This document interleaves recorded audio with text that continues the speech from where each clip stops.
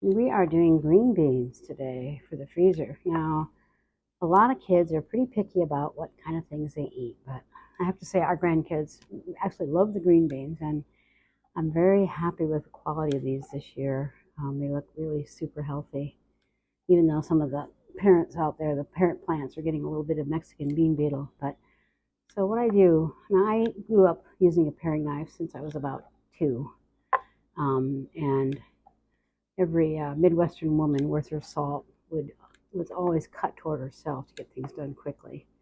I know a lot of people are afraid to do that and would like to cut more, lay things out on perhaps on a breadboard and cut them away from themselves. But if you get really good with a knife, and if you have a lot of food preservation to do, which I certainly do, I encourage you to get good with a paring knife. You can really work much quicker toward yourself. So I just cut off this tip.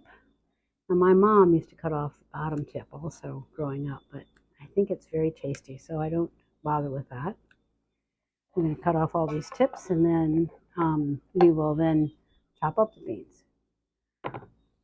When I'm going to do green beans, now that I've taken all the tips off, I just line them up like this and go like that. I think about my mom was a real perfectionist, and she wanted to have each bean to be exactly the right same size. So she would expect us to cut each one individually. But I'm somewhat of a slapdash individual, and so I cut as many as I can at once. Always thinking, bite-size way. What is convenient and enjoyable for the eventual eater. Here are our green beans all ready to go into the pot. Got a nice boil here. Now this is an example of a crop that takes a little bit longer. It's got a little bit more carbohydrates in it, I guess, than the greens. And so it takes a little bit more time for them. We're trying to stop the enzyme action that continues it within a plant. You see, when you pick a green bean and put it in the refrigerator and don't eat it for 2 weeks, you find that it has gone bad. That's because it's continuing to evolve in its process. Stopping that rot process, basically, and but making it just at a nice point where it can be edible when we take it back out and reheat it. Usually I just reheat it in a little bit of water, and then we can serve it. So we're gonna wait for these to go to a boil, and when that goes to a boil, we'll clock 3 minutes this time, and then we will rinse it and cool it off and bag it up. Okay, we have a boil on our green beans, and here I'm turning it on to 3 minutes. Again, what's going to happen with these, the color is going to change. It'll change to a brighter green. We want it to turn bright and then go just a tad under that, but not any more than that. I'm going to actually leave the lid off and keep an eye on this, and if it does happen to happen before 3 minutes, I'll take them right away. If they're overdone, then they're just mushy and they're not any fun to eat.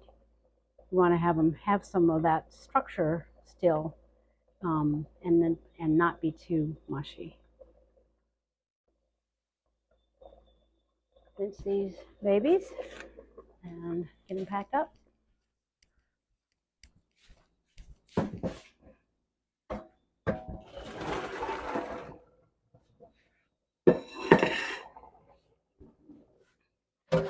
I was talking to our daughter Ellen via text. She lives in England now with her husband, and she froze her first peas this week, and she was just overjoyed. I think when you can look at these beautiful beans, they are just perfectly cooked. This is really what you want, the kind of color we want, and if I bite them, it's kind of, you say, al dente.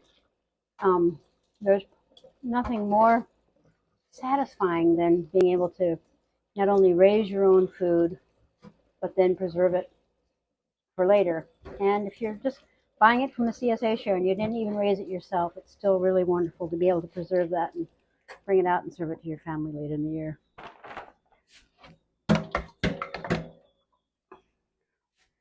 Here's our last step. We'll just pour these beans right into this bag.